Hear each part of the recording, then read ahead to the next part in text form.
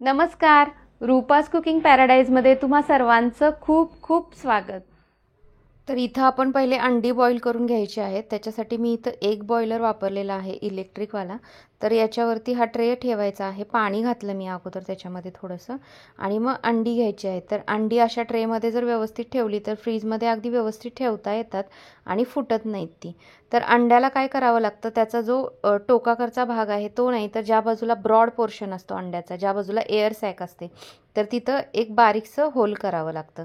तर हे होल केल्यामुळं अंडं आहे ते व्यवस्थित अगदी शिजलं जातं. कारण तुम्ही बघता कधी आपण जेव्हा अंडी शिजायला ठेवतो तेव्हा कधी पटकन ते फुटून त्याच्यातून बाहेर येतं. तर असं होऊ नये म्हणून त्या एअर सॅकला जस्ट एक थोडंसं छोटंसं होल करायचं आणि त्याच्यावरती अरेंज करायचं आहे. तर बाकीचं आपलं काम आवरेपर्यंत इकडं अंडी व्यवस्थित शिजली जातात. म्हणून मी हा एक बॉयलर वापरते. साधारणपणे 2 वर्षापासून मी हा वापरते.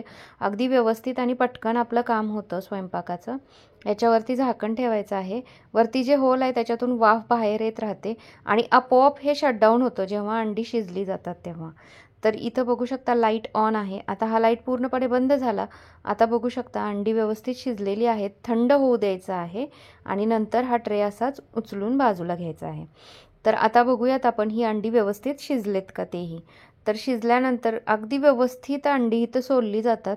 म्हणजे आपण जेव्हा कधी पातेल्यामध्ये ठेवतो किंवा कुकरमध्ये घालतो तेव्हा कधी खूपदा अंडी बाहेर येतात अशी. तर अशा प्रकारे आतून बाहेर येत नाहीत, खराब होत नाहीत. अगदी मस्त अशी शिजली गेलेली आहेत, बघू शकता. तुम्हाला जर असा एक बॉयलर आणि ट्रे घ्यायचा असेल तर त्याची लिंक डिस्क्रिप्शनमध्ये दिलेली आहे. तिथे जाऊन तुम्ही तो खरेदी करू शकता. आता याच्यानंतर काय करायचं आहे, या अंड्याचे ना 4 भाग करून घ्यायचे आहेत. तर अशा पद्धतीनं जर तुम्ही एक मसाला केला तर मुलं अगदी आवडीनं खातील आणि तो चवीलाही एकदम छान असा लागतो. तर इथं सगळी अंडी मी व्यवस्थित चिरून घेतलेली आहेत. आता आपण मसाला बनवूयात. त्यासाठी घालूयात 2 चमचे तेल. तेल चांगलं गरम झालं की अर्धा चमचा जिरे घातले.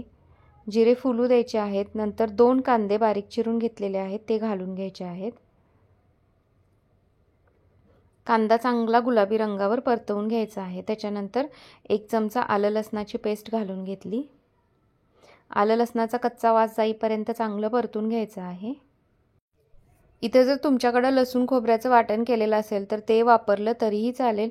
पण मी खोबरं बारीक केलेलं आहे आधीच. सुकं खोबरं सेपरेट मी कायमच बारीक करून ठेवते.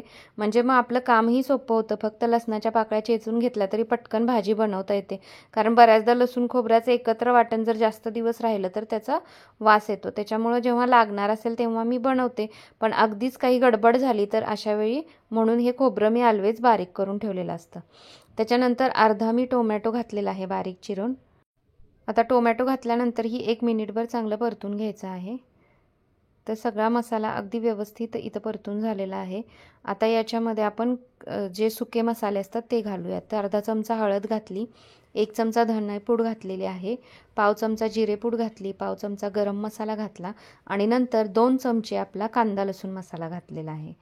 तर कांदा लसूण मसाला किंवा तुम्ही जे तिखट वापरत असाल ते तिखट घातलं तरीही चालेल.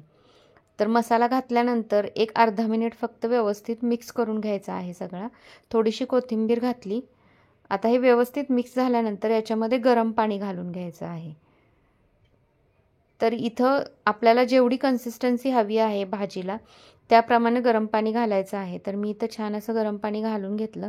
आता या पाण्यामध्ये हा मसाला आहे तो अगदी व्यवस्थित थोडा वेळ शिजवून घ्यायचा आहे. म्हणजे मग त्याच्यामध्ये छान असा एकसंधपणा येतो. जर तुम्हाला पातळ हवं असेल तर मग तुम्ही थोडंसं आणखी पाणी घातलं तरीही चालेल. तर मी इथं उरलेलंही सगळं पाणी घालून घेतलेलं आहे. साधारणपणे 2 वाट्या पाणी मी इथं घालून घेतलं. आता याला छान उकळी आली तर चवीप्रमाणे मीठ घालून घेतलं. मीठ घातल्यानंतर ही 1 मिनिटभर चांगलं याला शिजवून घ्यायचं आहे. झाकून छान अशी वाफ आणली मी इथं. आता छान अशी वाफ आलेली आहे. मसाला व्यवस्थित शिजला गेलेला आहे. आता जी अंडी आपण चिरून ठेवली होती ती अंडी याच्यामध्ये घालून घ्यायची आहेत. तर काय होतं, अशा पद्धतीने जर अंडा मसाला केला तर मग अंड्याच्या आतमध्येही सगळा व्यवस्थित मसाला मिक्स होतो आणि त्या अंडा मसाल्याला चव अगदी मस्त येते. तर अशा पद्धतीनं अंडा मसाला तुम्ही जरूर बनवून बघा. खूप मस्त लागतो चवीला. कारण आपण जेव्हा अख्खी अंडी टाकतो तेव्हा त्याच्या आतपर्यंत मसाला पोहोचत नाही. त्यामुळे अंड्यांना एवढी टेस्ट येत नाही. तर इथं छान अशी टेस्ट येते, त्यामुळे सर्वांना खूप आवडतं. तुम्हाला जर अजून पातळ हवं असेल तर तुम्ही थोडंसं गरम पाणी याच्यामध्ये घालू शकता. वरून छान बारीक चिरलेली कोथिंबीर घातली. आता झाकण ठेवायचं आणि छान अशी 1-2 मिनटं चांगली वाफ आणायची आहे. म्हणजे मग मसाले सगळे अंड्यामध्ये व्यवस्थित मुरले जातील. आता इथं बघू शकता मस्त असा आपला अंडा मसाला इथं तयार झालेला आहे. एकदम टेम्पटिंग असा दिसतोय. तुम्ही भाकरीसोबत खाऊ शकता, चपातीसोबत खाऊ शकता, इवन भातासोबतही खाऊ शकता. आणि याच्यामध्ये जर तुम्ही बॉइल्ड केलेला राईस घातलात तर मग मस्त अशी बिर्याणी, ही अंडा बिर्याणी इथं तयार होते.